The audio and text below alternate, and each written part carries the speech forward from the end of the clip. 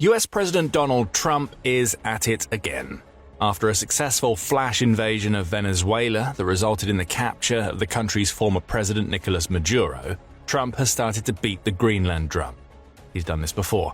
Trump and his administration contend that they need Greenland as a matter of national security. Could an invasion be in the offing? If it is, then the US could be in for a rude awakening. Invading Greenland would be a catastrophic mistake for the US, potentially ending in a disaster for both the country's military and the entire standing of NATO in the process. The very idea that the United States could take Greenland seems preposterous at first glance. The island, although part of the North American continent, is considered part of Europe. Specifically, it's owned by the Kingdom of Denmark, though Denmark gives Greenlanders wide-ranging autonomy to essentially run themselves. Of course, Denmark is an ally of the US, with both nations being part of NATO. Plus, those in Greenland don't want any sort of US control. As CNBC reports, polls taken on the island, which has a population of about 57,000 people, show that most Greenlanders categorically state that they don't want the US to roll in and take over. That's not necessarily to say that Greenlanders are content with Danish control either. Some in the territory want Greenland to be 100% independent, as explained by pro-independence member of parliament Aya Chemnitz, who says, "For many years, the majority of Greenlanders have been fighting for our right to represent ourselves. We say nothing about us without us, and that's why it's important for us to still fight for making sure that we have even more autonomy in time to come." So a continued ownership of Greenland by Denmark is already contentious. However, the idea of the US taking over seems to be a near-definitive no. But none of this seems to be stopping Trump and his rhetoric. As the BBC reports, Trump contends that Greenland not being under US control means that the island represents a vulnerability that could be exploited by traditional US enemies such as China and Russia. Speaking in the real estate terms that he knows best, Trump says, "Countries have to have ownership. You defend ownership. You don't defend leases. And we'll have to defend Greenland." Trump also claims that the US will take Greenland the easy way, which appears to be Denmark agreeing to hand the island over, or the hard way. Could that mean a direct invasion? The White House isn't saying. What Trump is saying is that the current situation in Greenland, where the US maintains a military base staffed by over 100 personnel, isn't good enough. Countries can't make 9-year deals or even 100-year deals, Trump claims. He also added, "I love the people of China. I love the people of Russia, but I don't want them as our neighbor in Greenland. Not going to happen. And by the way, NATO's got to understand that." For Trump, it's all about ownership. And with that ownership comes the ability for the US to do whatever it wants in Greenland. Sky News expands on this, noting that there are more specific reasons why the US desires outright control of the island. The outlet points out that Greenland's position in the Arctic Circle is important, as the shortest distance between Russia and the US tracks over Greenland. Presumably, this ignores the Bering Strait that separates Russia's Far East from Alaska, presumably because the freezing cold temperatures in those regions make the strait less of a threat for the US than potential passage over Greenland. And that passage matters because Russian intercontinental ballistic missiles would likely travel over Greenland to reach America's east coast. The US wants to be able to set up early warning systems to ensure it knows if this ever happens. It also just so happens that Greenland could play an important role in the emerging Northern Sea Route and Northwest Passage. The US wants to ensure freedom of passage, at least for its own trading ships and those of its allies, via these routes, and control over Greenland could make that possible. Oh, and Greenland has a lot of oil and gas. 50 billion barrels of oil and gas, according to Sky News, along with a host of valuable mineral assets, including uranium. But it's not like the Trump administration has shown much of an interest in taking over other countries' oil, gas, and mineral wealth. Well, unless you ignore Trump's statements noting oil as a big motivator for the capture of Maduro, to the point where he has requested that America's oil companies invest $100 billion in the country. Or how the current administration has wrangled a minerals deal with Ukraine that will allow the US to profit from Ukraine's vast mineral reserves, albeit under the guise of a reinvestment fund designed to rebuild the country in the wake of the Ukraine war. Sarcasm aside, it does seem that defense concerns drive Trump and his administration, with oil, gas, and minerals being a secondary benefit due to how difficult they are to access in Greenland's unforgiving terrain. Still, the main point here is that the US wants Greenland, and Trump has implied that he's willing to go beyond merely asking for the island if the situation calls for it. In other words, an invasion might be possible. But it's not an invasion that's guaranteed to go well for the US. That doesn't seem the case on the surface, as there are several things that play in the US's favor when it comes to an invasion of Greenland. Taking the island shouldn't be a problem at all due to the sheer amount of force that the US could bring to bear against a much weaker Danish military. As Global Firepower points out, the US defeats Denmark in every major metric barring perhaps geography. We'll come back to geography in a moment. In terms of military strength, the US has 1.328 million active personnel in its military, along with 799,500 reserves. Denmark only has 20,000 active soldiers and 12,000 reserves, the majority of whom aren't stationed on Greenland. The US spends over 100 times more than Denmark on its military, hitting almost $900 billion per year.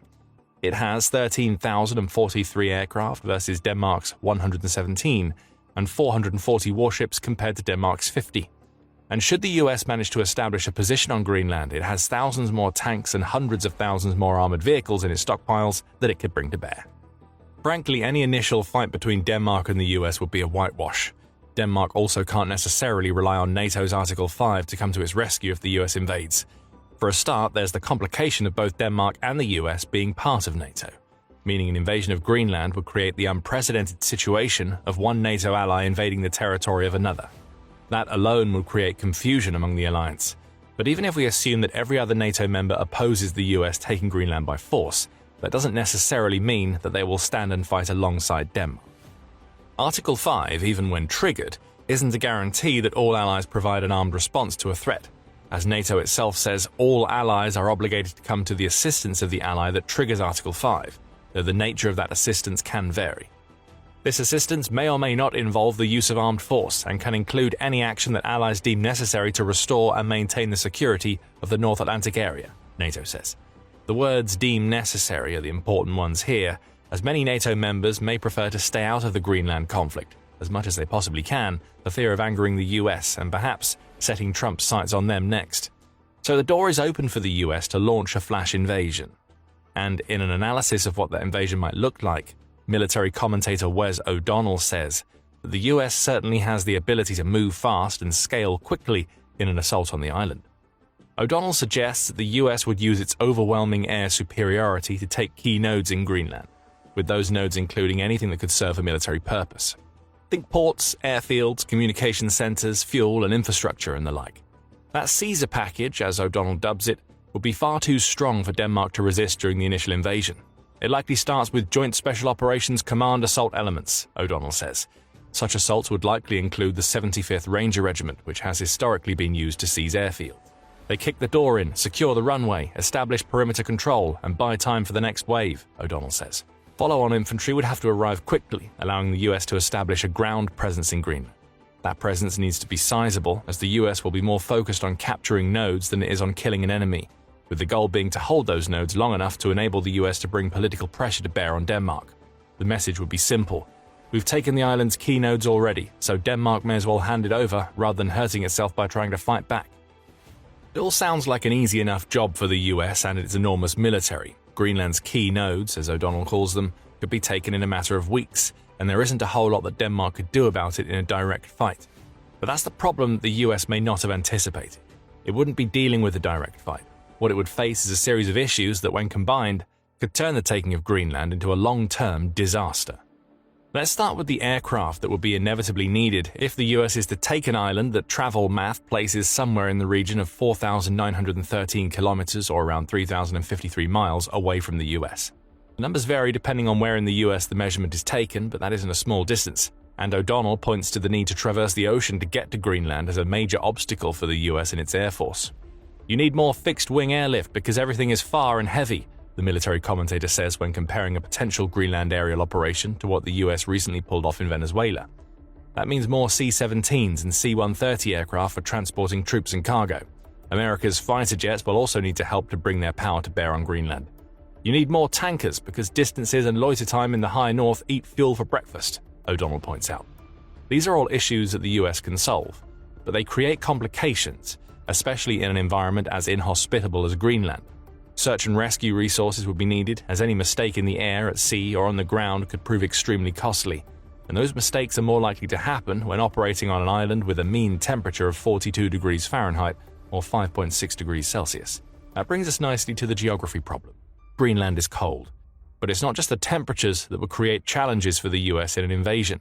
Greenland is huge, with a total area of about 2.16 million square kilometers, or around 836,330 square miles, when including offshore islands, and almost 80% of that territory is covered by an enormous ice cap. That's a lot of territory to cover, even by an invading military focused on taking the nodes we discussed earlier. And those nodes aren't exactly close to one another. The few deep-sea ports and airfields that exist on Greenland are spread out, which only adds to the geographical challenge of assaulting the island. Throw the cold back into play and you get weather that causes equipment to break, logistics to break down, and unprepared soldiers to freeze. East Greenland is also a problem. Gusty is perhaps the best word to describe the eastern region of the island, and there will be times when the gust changes into a rip-roaring wind that blankets troops and equipment with snow. Visit Greenland explains, pointing out that katabatic wind systems, which it dubs Pitterak, can cause the eastern region's winds to go from calm to speeds of 324 kilometers or about 201 miles per hour. It doesn't matter how big your military is when this combination of geography and weather is wreaking havoc on equipment. Malfunctions will be common. Winds could turn what would otherwise be fairly routine operations into nightmares, and with the cold comes the hardening of rubber, thickening of lubricants, and fogging of optics, all of which make it so even the best-laid plans get shattered in an instant. Greenland itself would influence the tempo and perhaps even the success of America's operations, and that could mean that an attempted flash invasion will be far slower than the US anticipates. Then there's the fact that Denmark would put up something of a fight. It certainly won't go toe-to-toe with the US for the reasons we mentioned. With its greater knowledge of Greenland's geography to back it, Denmark could do a lot to deny US control over the island, even though it can't defeat the US in a straight fight.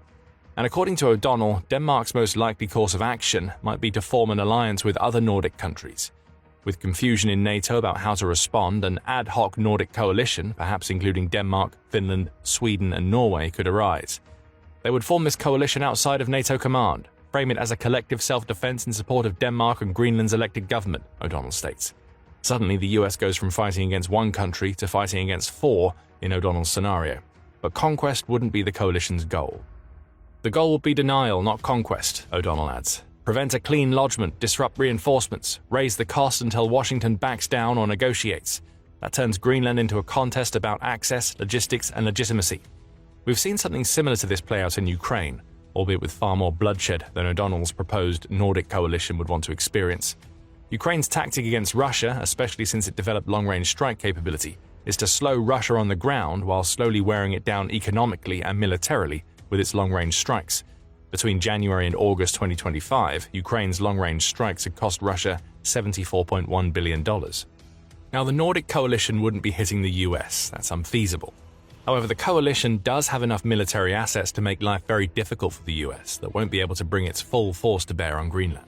Sweden would be extremely valuable here for its ability to gather intelligence. According to Secure World, back in 2022, Sweden is in the top 10 of its rankings for cyber defense, information control, and surveillance. O'Donnell also notes the Swedish knack for intelligence gathering, adding that the country's S-102 aerial platform is a key asset. That platform scans for signals from navigation equipment, radar, and weapon systems, essentially giving Denmark an early warning system that it can use to anticipate US moves. Add the Saab 340, AEW, and C into the mix, and you get a whole lot of intelligence being gathered by one nation that could be used by the entire coalition. O'Donnell lays out a multi-layered aerial defense conducted by the Nordic coalition that could cause problems for the US. In this defense strategy, Sweden would deploy its S-102s and Saab 340s over the Baltic region and southern Scandinavia at first. That would free up Denmark to focus on Greenland. Sweden would also provide Gripen fighter jets to aid in air policing and rapid response. Those jets open up regional defense missions that, when combined with ground-based air defenses at key nodes, make it far harder for the US to capture those nodes than it might anticipate. In other words, the Nordic coalition would keep Denmark's logistics safe and running as Denmark and its allies focus on making the setting up of logistics difficult for the US. Again, remember that Greenland is an island. For the US to conquer, it needs to establish safe through lines for troops and equipment. The denial of the creation of those through lines wouldn't mean that Denmark and its Nordic allies defeat the US. But they would slow the US effort down, which adds up to more time, money, and political will spent. There's also the sea battle to take into consideration. The US would want to station aircraft carriers around Greenland, thus making its airstrikes easier to pull off, and would also want to use its ships to transport troops and equipment. It's through the establishment of a naval backbone that the US invasion of Greenland will go from being a raid, as conducted via airstrikes, to a full-blown campaign designed to take control, O'Donnell says. The US needs sea lines to maintain durable control. Denmark and any allies that it can muster would be disrupting those sea lines every step of the way. That disruption wouldn't be easy, as the US brings submarines, carrier strike groups, and amphibious forces to the fight. This attacking force would be needed to enable logistics ships to sail into Greenland. Denmark isn't going to defeat America's navies, even with its allies, but what it can do is disrupt the lines of supply that the US needs to create. The serious patrol will be key here.